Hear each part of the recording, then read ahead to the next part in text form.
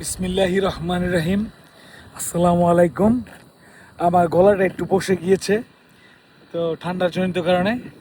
আমি আছি এখন একটা সাউথ ক্যারোলিনার একটা প্রত্যন্ত অঞ্চলের একটা গ্রামে, যে গ্রামে আপনার কৃষকরা হচ্ছে সম্পূর্ণ কৃষি নির্ভর, এবং কি তারা এই জায়গায় আপনার দেখতে পাচ্ছেন যে ফসলি জমি, মাঠ ভরা ফসল, পাকা ফসল, এগুলো হচ্ছে কালাই। আর এই পাশে হচ্ছে তারা ওই ভুট্টা চাষ করছে। আর এই যে যত দূর চোখ যায় এগুলো হচ্ছে ওই পাশে হচ্ছে আপনার তুলা চাষ করতেছে তারা।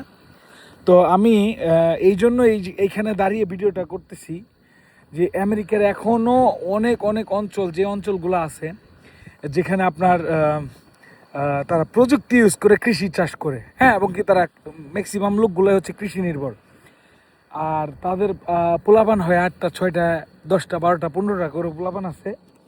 তা আমি যদি আপনাদেরকে দেখাই, এ হচ্ছে তাদের, এটা কি বীজ, এটা সম্ভবতই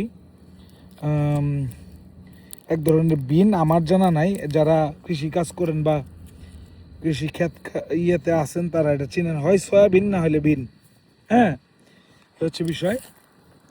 আর এই পাশে হচ্ছে আপনার ওই ভুট্টা। আর যত দূর চোখ যায় সম্পূর্ণ হচ্ছে আপনার কৃষি আবাদি জমিন।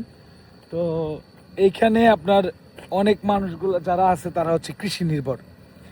তো এটা আমাকে দেখে খুবই অবাক করে, আমাদের দেশে এত সুন্দর একটা দেশ, সোনালী দেশ, গোল্ডেন দেশ, এই দেশটাতে আমরা যারা কৃষি কাজ করতে চাই বা আমরা কৃষির উপরে ঝুঁকি, তারা ওই যে টিটকারি পারে বলে, ওই দেখো ফার্মার হয়েছে পড়াশোনা করে।